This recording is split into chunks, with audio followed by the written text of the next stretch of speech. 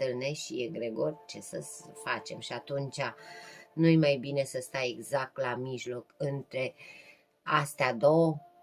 Nici prea mult, vai, happy, happy, happy, happy, happy, happy, happy, happy, că te duce la dezamăgire. De-aia se cere dreptate, stabilitate în decizie, nu renunța la pasiunea ta, nu renunța la gândul că poți să ai o nouă iubire în viața ta care îți aduce acești stâlpi ai sufletului tău și pe ceea ce ai dorit. Alegerea până la urmă este a ta.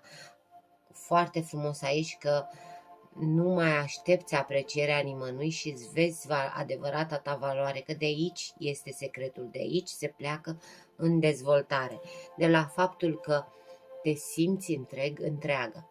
Numai că aici cu așteaptă ăsta este, vezi unde calci următorul pas. Așteaptă în a nu lua decizii.